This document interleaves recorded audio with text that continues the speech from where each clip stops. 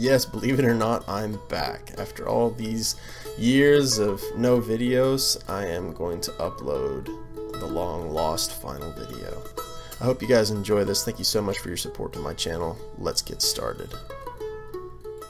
Okay, so the first thing I want to do in the finishing process after I've sanded and cleaned up all of these pieces, I've used a tack cloth and gotten every bit of dust off of them that I can.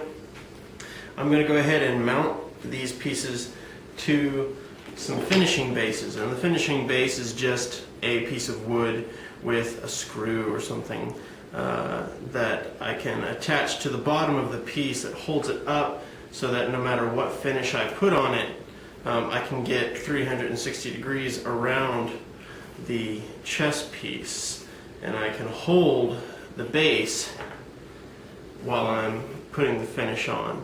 So it's just a real clean way to do this. So I'm going to go ahead and do this to all these pieces.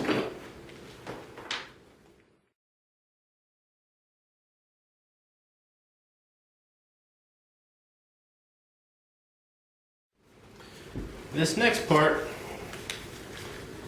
it would be good for anyone who uses this kind of finish to wear gloves. This is the Parks Super Glaze pour-on finish and preservative is what they call it. Basically, it's an ultra gloss epoxy, and I have enjoyed using this so far. It definitely is finicky about the bubbles. If you're trying to use this product and you're getting little bubbles and such coming out of the pores of your wood, what I don't recommend is using any heat to try to get rid of those bubbles. You can use a blow dryer that's on cool or something like that, and just the air movement alone will pop the bubbles on the surface. But if you start using heat, what you're actually going to do is cause more bubbles because it will start squeezing or heating up the grain of your wood, which will tighten and force any air that's in the grain and the pores of the wood. It will start forcing that air out, which causes thousands of little bubbles to appear, and it just kind of compounds the problem. So don't use heat. You can use blowing air, but not heat. So anyway, that's the finish I'm going to be using, and I'm going to need a few measuring cups. This is a two-part, and I've already used some for the board, which you saw in the previous video, and I'm going to use the rest for these pieces. I'm going to go ahead and start with a pond of the dark color. Make sure that everything is clean from it, and I could do this a couple different ways, but I'm going to go ahead and just dip the head of the pond down in the finish. You can see how dark that makes it, how much it darkens up. And then I'm going to spread into the cracks. And what I'm doing with this finish, because it's so thick, is it's really a process of put it on and then take it off. Okay. Now I'm going to go ahead and let that sit for a little while. And let the finish do what it does.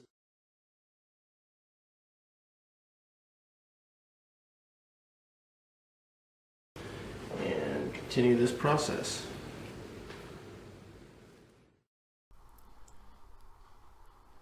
Now at this point, there might be a lot of you woodworkers asking, Conrad, why on earth are you using an epoxy finish?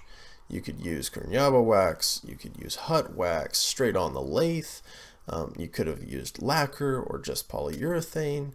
There's a million different ways that this could have been approached, and that would have been more traditional and more rapid. It would have just been easier, right?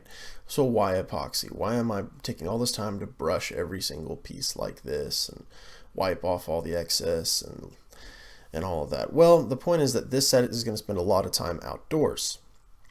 It's going to be outdoors in the humidity and in the sun.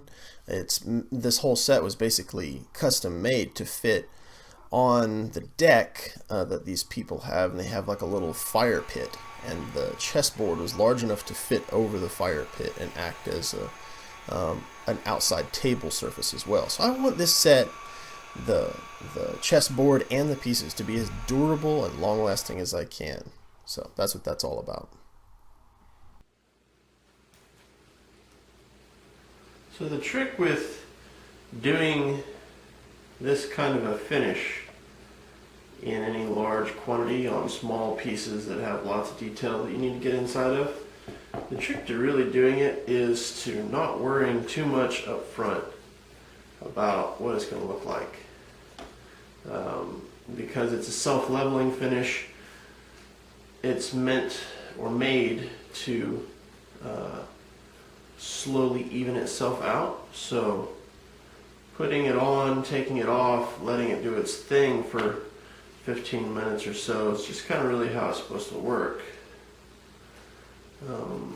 So like with a detailed piece like this knight, I just want to make sure that I've got a good majority of the surfaces and cracks covered, and then I really want to remove as much as possible from those detail areas so that as it pools and self-levels, those areas don't get too flooded. So the bead areas, I'll wipe clean. Notice I've switched to a chip brush. And it just works so much better for the details. Really, it's working great on the rest of the piece too. Yeah.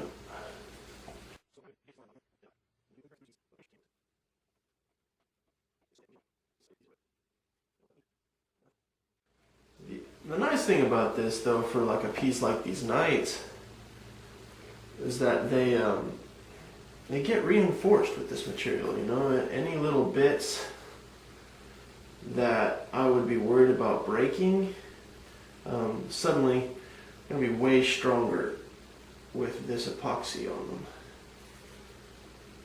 So the ears, the mouth, the jaw, any of that stuff. I'm going to go ahead and do the white knights as well while this material is nice and fluid.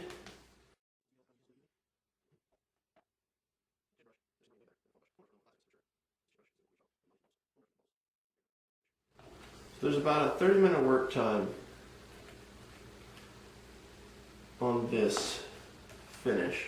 Get everything you can done in 15 minutes or less.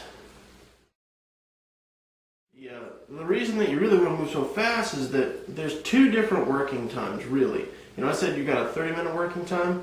You really don't. In the bucket here, you have more like a 10-minute working time or 15-minute working time, because inside of the bucket you have a ramping up process that's occurring.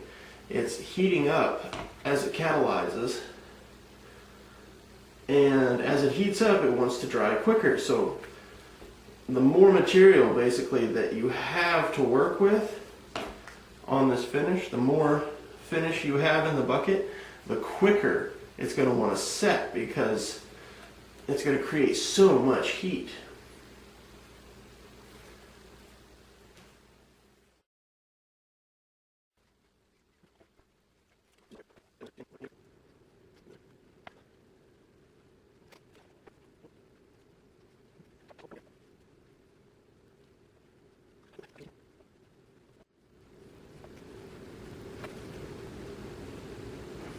So having used this finish now for two very different applications, one a board and two these chess pieces, I think I have a pretty good feel for what it's like as an all-around finish. I must say that it's, for me, probably one of the easiest finishes, and at the same time one of the most difficult finishes I've ever used. It's easy because you don't really have to do a lot of prep. You just sand, and it goes on so thick that it takes care of the rest. You don't have to do a lot of pore filling and multi-layering. I mean, it's, you know, supposedly 60 layers of finish all by itself, or the equivalent of 60 layers of normal finish like lacquer or polyurethane. Yeah, this is getting gel on me. Yeah, so like I said, it started to gel or cure on me, so I thought, well, heck, why don't I just spread all the finish out on the remaining pieces? That way it cools down and I can just wipe it on with the brush, and everything slows down, cools off, and that worked really, really well. So that's the process I could have used from the beginning, and it would have done all these pieces much faster. So little tip for the future when using this kind of epoxy finish. And then after a little blow drying, everything was ready to cure. Now I have all the pieces coated. It's just a matter of letting them sit and cure for 24 to 48 hours. And then I'll go back with some steel wool and maybe a buffing pad of some kind, knock down any bubbles that remain, and then I will put a satin coat, a very thin wipe-on satin coat of polyurethane over this. And that's just to kind of clean up any of the marks left by the steel wool or buffing pad that I use. So after the set has cured, I take them off of their bases, and right now I'm just using an OS pad, one of the finer grain OS type pads for buffing and sanding, to buff down the surface of this glossy two-part epoxy finish. I don't want the gloss, I just want the thickness or the layering effect of the epoxy finish on these pieces. Glossy pieces may look beautiful to just look at, but when playing a game of chess, having all these reflections in your eyes isn't all that desirable. So I prefer more of a satin finish. So I'm just knocking the edge off of the finish, taking it down to a matte, and then I'm going to wipe on a thin coat of satin polyurethane. And that just does two things. One, it's an extra coat of finish, and two, it brings the pieces up to the desired sheen. A little bit of gloss, but basically just satin. So that's going to be the finish that I end with on this set. So I'm going to continue on with this and then move on to the polyurethane.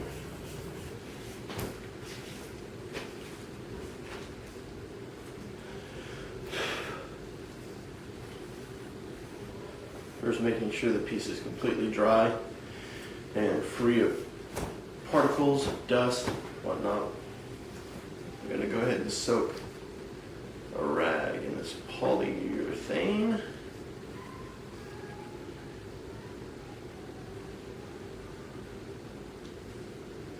And begin applying. Doesn't take much since this already had a coat finish on it. I'm just putting it on and taking it off, just like I did before. I've got enough to do 2 of them, so I'll go ahead and stick this back on.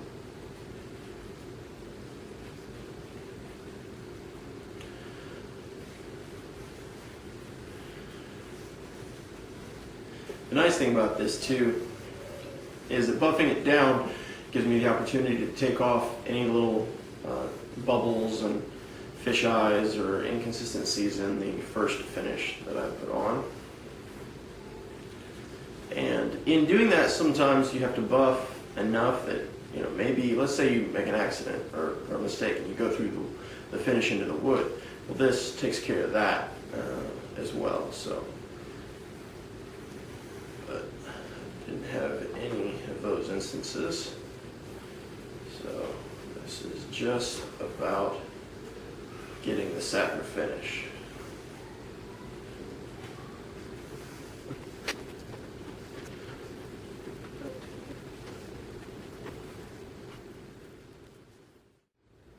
So now with my first coat of satin polyurethane on the pieces, you can see they take on just a little bit of shine. And that's kind of more what you want when finishing a chess set. I mean, obviously you can do it any way that you think looks the best, but for a set that's going to get used a lot, this slight satin sheen is, I think, much more desirable, and a lot of players will tell you so. So anyway, I'll wait an hour and come back and see if it needs a second coat.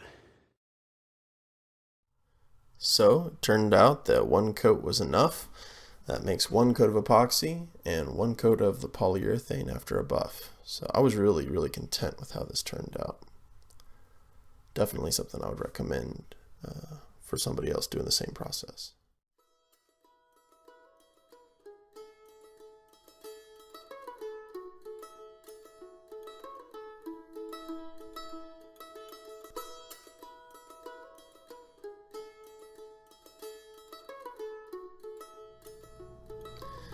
Well, we've made it. We've reached the finish line, or just about anyway. The next thing we have to do is put felt on the bottom. I made this little felting jig out of a little 5-inch wood clamp, a small circular razor blade, and a screw. Make kind of a compass device that cuts them out really nicely. And then I just use a thin wood glue that's wiped on really thin on the bottoms to adhere the felts, clean up all the edges. It's nice and neat, and this set will be ready for play.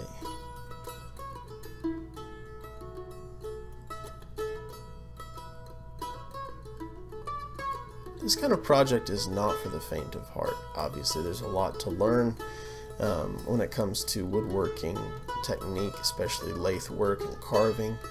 But I really truly believe anybody can do it. So get out there, try your hand, and see what you come up with. This has been a fun project, and I've been really happy to be able to share it with you. Thank you so much for your patience, your endurance through all this time. Thank you for your support on my channel, and I look forward to making more videos for you. But I'm going to ship these off to the owner, and well, there it is. There's the pieces in place on their deck, and hopefully they'll enjoy them for many years.